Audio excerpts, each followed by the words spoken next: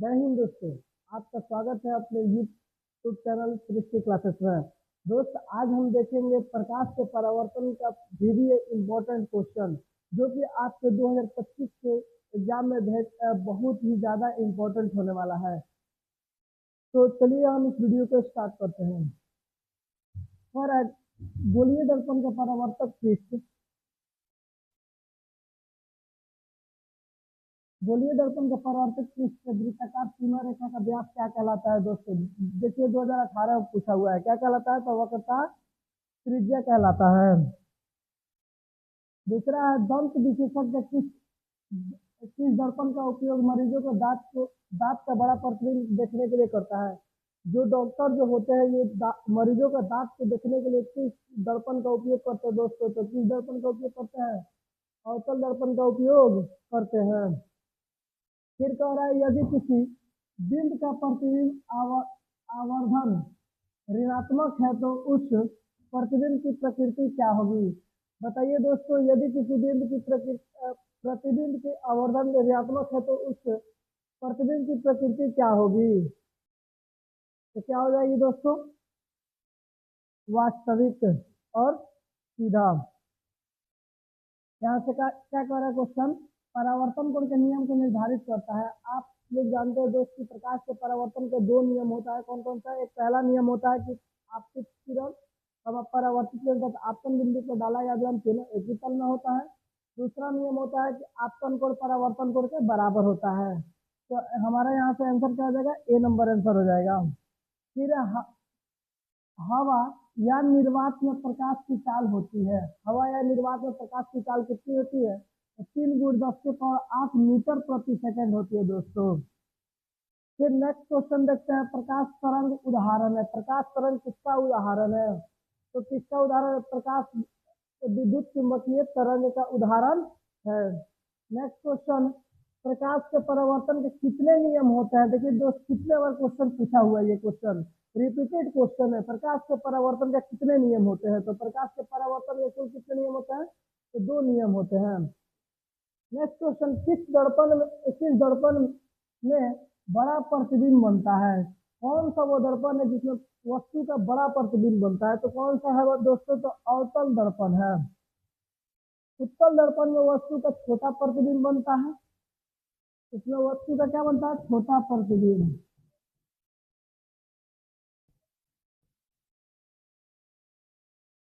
जबकि अवतल दर्पण में क्या बनता है?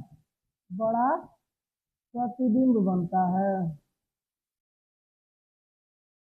नेक्स्ट क्वेश्चन है, समतल दर्पण द्वारा बड़ा प्रतिबिंब होता है। समतल दर्पण द्वारा किस प्रकार का प्रतिबिंब बनता है? 2015 से या 2016 में भी पूछा गया है। कौन सा बनता है? वास्तविक भी बनता है और काल्पनिक भी बनता है। नेक्स्ट क्वेश्चन, दाढ़ी बनाने में कौन सा दर्पण का उपयोग किया जाता है? जो हम लोग सैलून में जाते हैं देखते हैं कि दाढ़ी बनाने वाला जो दर्पण होता है वो कौन सा दर्पण होता है? तो कौन सा दर्पण होता है दोस्तों? तो अवतल दर्पण का वो अवतल दर्पण होता है। नेक्स्ट क्वेश्चन है, लेंस का प्रत्येक छोटा भाग क्या कहलाता है? लेंस का प्रत्येक छोटा भाग या टुकड़ा क्या कहलाता है? यानी किसके तरह काम करता है? तो क्या हो जाएगा? तो प्रिज्म की तरह कार्य करता है। वस्तु से छोटा आभासी प्रतिबिंब इनमें से किस दर्पण द्वारा प्राप्त होता है? दोस्तों, वस्तु से छोटा और आभासी प्रतिबिंब इनमें से कौन सा दर्पण द्वारा प्राप्त होता है? तो कौन सा दर्पण द्वारा प्राप्त होता है जी? कौन सा दर्पण द्वारा छोटा और आभासी प्रतिबिंब प्राप्त होता है? तो कौन सा प्रतिबिंब? तो उत्तल दर्पण द्वारा। फिर नेक्स्ट क्वेश्चन है, किसी शब्दकोश में दिए गए छोटे अक्षरों को पढ़ते समय आप कौन सा लेंस का उपयोग करना पसंद करेंगे? मतलब कह रहा है किसी शब्दकोश में जो है छोटे दर्पणों अक्षरों को पढ़ते समय आप किस लेंस का उपयोग करना पसंद करेंगे? तो कौन सा ऑप्शन हो जाएगा? ऑप्शन नंबर सी हो जाएगा। क्या हो जाएगा? 5 सेंटीमीटर फोकस दूरी वाले उत्तल लेंस का प्रयोग करेंगे हम। कौन सा लेंस अपसारी लेंस भी कहलाता है? कौन सा दोस्त कौन सा लेंस जो होता है उसको अपसारी लेंस भी कहते हैं। तो कौन सा लेंस को कहते हैं जी? तो हम बोलते हैं अवतल लेंस को। कौन सा लेंस को? अवतल लेंस को। अभिसारी कौन सा होगा? तो उत्तल लेंस को। उत्तल लेंस को हम क्या बोलते हैं बाबू? तो अभिसारी लेंस बोलते हैं। नेक्स्ट क्वेश्चन है, किस दर्पण इस दर्पण में केवल आभासी प्रतिबिंब बनेगा। वह कौन सा दर्पण है जिसमें केवल आभासी प्रतिबिंब बनता है? वह कौन सा दर्पण है जो केवल आभासी प्रतिबिंब बनता है? ऑप्शन नंबर है समतल समतल, दूसरा है उत्तल, तीसरा है अवतल और चौथा है समतल तथा उत्तल। बताइए दोस्तों इसका आंसर क्या होगा? इसका आंसर क्या होगा? कौन से किस दर्पण में केवल आभासी प्रतिबिंब बनता है? तो कौन सा दर्पण होगा जी? समतल और उत्तल दर्पण में, समतल और उत्तल दर्पण में। नेक्स्ट क्वेश्चन है, समतल दर्पण में प्रतिबिंब की प्रकृति क्या होगी? जो समतल दर्पण में जो प्रतिबिंब बनता है उसकी प्रकृति क्या होगी?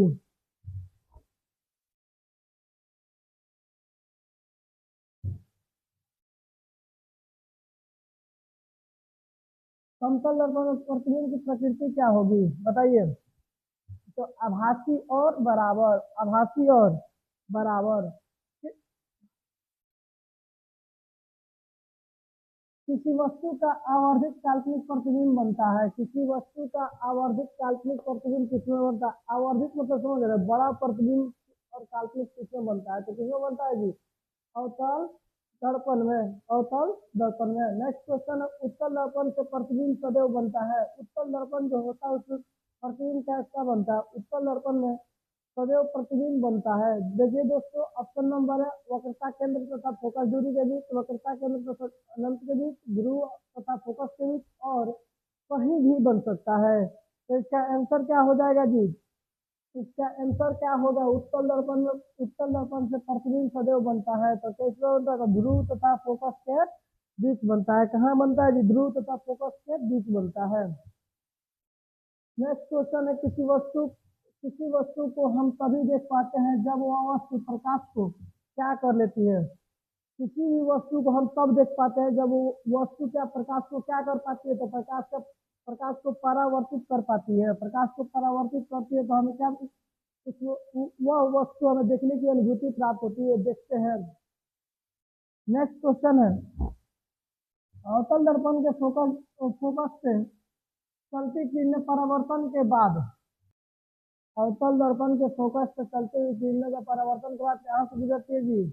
प्रधान अक्ष के समानांतर हो जाती है, प्रधान अक्ष के समानांतर हो जाती है। नेक्स्ट है, उत्तल दर्पण द्वारा बना प्रतिबिंब होता है। उत्तल दर्पण द्वारा बना प्रतिबिंब कैसा होता है जी? तो हमेशा सीधा होता है।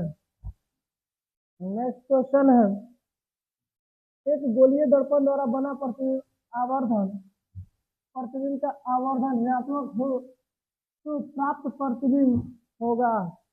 बताइए दोस्तों, प्राप्त प्रतिबिंब कैसा होता है? उल्टा होगा, सीधा होगा, सीधा भी हो सकता है और उल्टा भी हो सकता है, इनमें से सभी गलत है। तो आंसर क्या हो जाएगा? तो आंसर नंबर ए हो जाएगा, उल्टा होता है। फिर काल्पनिक प्रतिबिंब हमेशा होता है, काल्पनिक प्रतिबिंब हमेशा किस कैसा होता है जी? काल्पनिक प्रतिबिंब हमेशा कैसा होता है? तो सीधा होता है। नेक्स्ट क्वेश्चन है, सोलर कुकर में व्यवहार किया जाता है। सोलर कुकर में किसका व्यवहार किया जाता है, मतलब किसका उपयोग किया जाता है सोलर कुकर में? तो आप, ऑप्शन है अवतल दर्पण, उत्तल दर्पण, समतल दर्पण, परवलयिक दर्पण। कौन सा दर्पण का उपयोग किया जाता है दोस्तों? तो आपका आंसर गोलीय दर्पण, गोलीय दर्पण जो होता है, सॉरी, सोलर कुकर में किसका व्यवहार किया जाता है? तो हम आंसर क्या बताएंगे? तो क्या हो जाएगा जी? तो अवतल दर्पण का। फिर नेक्स्ट क्वेश्चन है, सर्च लाइट का परावर्तक सतह होता है। सर्च लाइट जो होता है उसका परावर्तक सतह किस दर्पण का होता है? तो कौन सा दर्पण होता है जी? तो अवतल दर्पण का होता है। नेक्स्ट, प्रकाश की किरण गमन करती है, तो प्रकाश की जो किरण जो होती है वो गमन करती है, कहाँ गमन करती है जी? तो सीधी रेखा में गमन करती है, टेढ़ी रेखा में गमन करती है, किसी भी दिशा में। बताइए कौन सा आंसर सही है? तो आंसर यहाँ पे क्या हो जाएगा? ऑप्शन नंबर, यहाँ पे आपका आंसर क्या हो जाएगा जी? तो ऑप्शन नंबर ए, हमेशा किस रेखा में गमन करती है? तो हमेशा सीधी रेखा में गमन करती है। नेक्स्ट क्वेश्चन है, प्रकाश तरंग किसका उदाहरण है? तो प्रकाश तरंग किसका उदाहरण है जी? ध्वनि तरंगों का, विद्युत चुंबकीय तरंगों का, पराबैंगनी तरंगों का, या परश्रव्य तरंगों का? बताइए कौन सा आंसर हो जाएगा? तो आंसर नंबर यहाँ पे क्या हो जाएगा? बी हो जाएगा, आंसर नंबर बी, यानी विद्युत चुंबकीय तरंगों का। नेक्स्ट क्वेश्चन है, गोलीय दर्पण गोलीय दर्पण में दूरियों को सदा किसके सापेक्ष मापते हैं? गोलीय दर्पण जो होता है ना, गोलीय दर्पण दो प्रकार के होता है। कौन कौन सा होता है बाबू? तो एक उत्तल दर्पण भी होता है और एक अवतल दर्पण होता है। तो उत्तल और अवतल यानी अर्थात गोलीय दर्पण में दूरियों को सदा किसके सापेक्ष मापते हैं? तो गोलीय दर्पण में दूरियों को सदैव ध्रुव के सापेक्ष मापते हैं। नेक्स्ट क्वेश्चन है, परावर्तन का कोण होता है। परावर्तन का कोण कैसा होता है?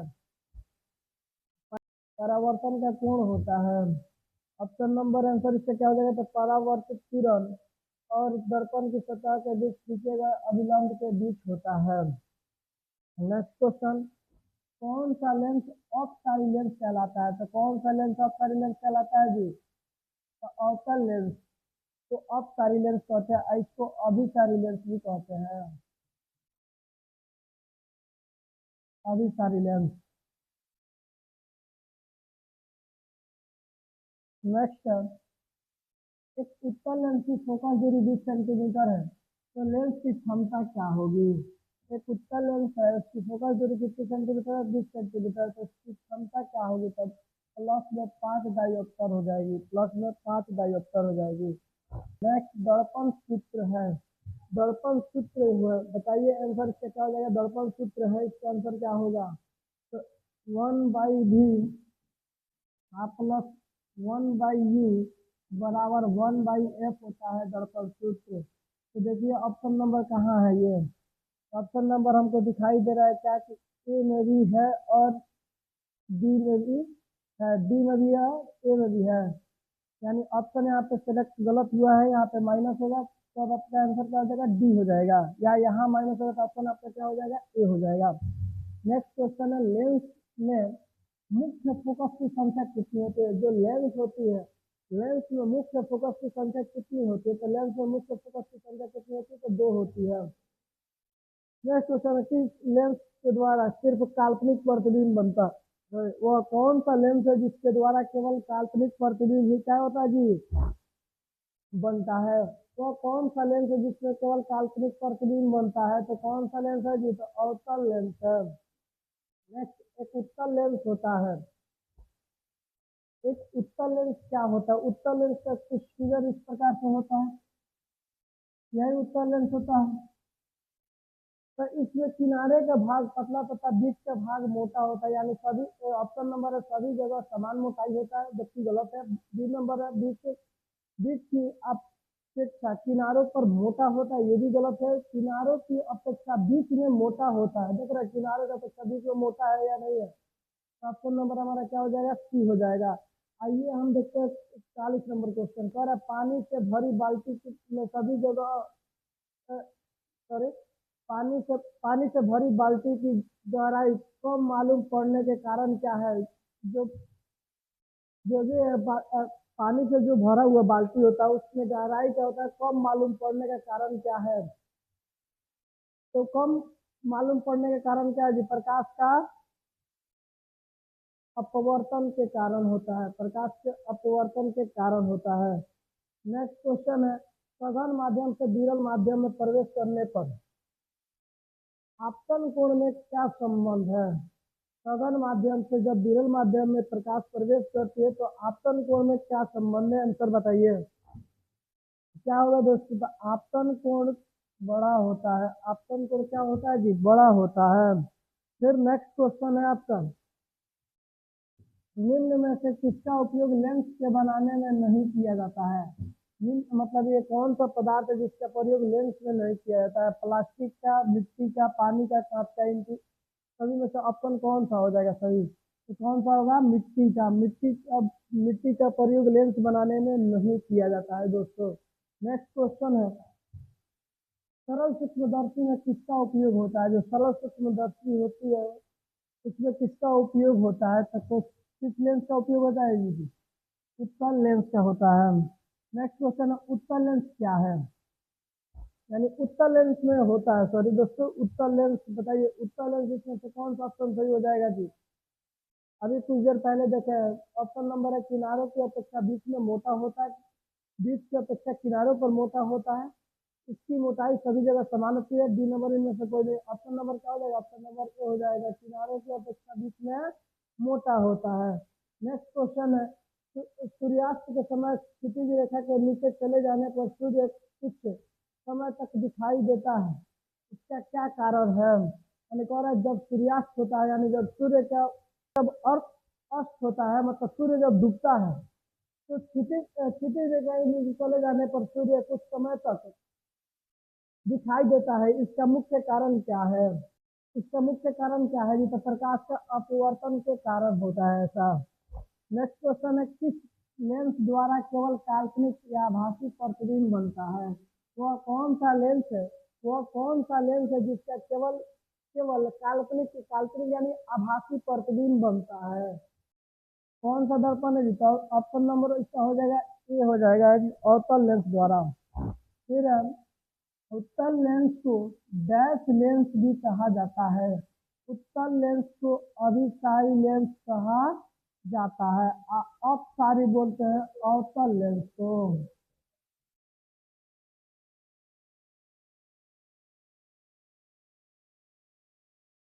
नेक्स्ट क्वेश्चन है, प्रकाश की चाल सबसे अधिक होती है। प्रकाश की चाल सबसे अधिक किसमें होती है बाबू?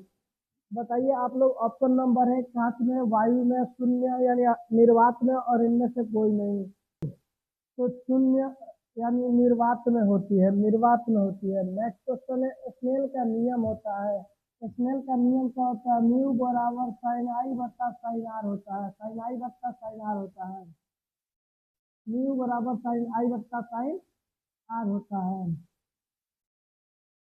देख लीजिए ऑप्शन कहाँ है। म्यू बराबर साइन आई बट्टा साइन आर हो जाएगा। ऑप्शन नंबर क्या हो जाएगा? ए हो जाएगा।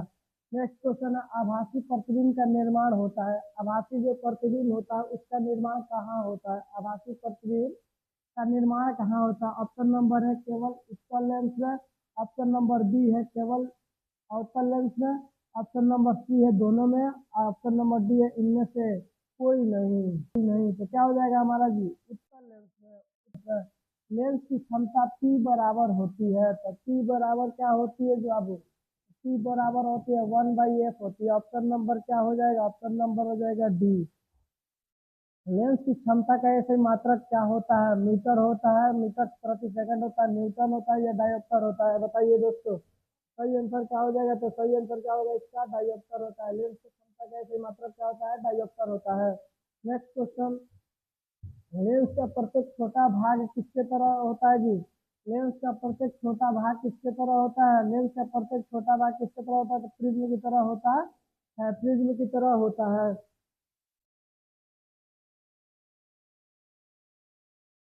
तो चलिए दोस्तों, इस वीडियो को यहीं पे समाप्त करते हैं। आपको ये सेशन कैसा लगा? आप तो कमेंट बॉक्स में कमेंट जरूर करें, और हाँ, अच्छा लगा तो चैनल को सब्सक्राइब करना ना भूलें, और अपने दोस्तों को शेयर करें ताकि उनका भी मार्क्स अच्छा आ सके, वो भी बोर्ड एग्जाम की तैयारी कर सके। ये जो क्वेश्चन था सारे के सारे भी यही क्वेश्चन था। कल से आपको नेक्स्ट वीडियो में आपको सब्जेक्टिव क्वेश्चन का भी गेस कराया जाएगा। जय हिंद दोस्तों।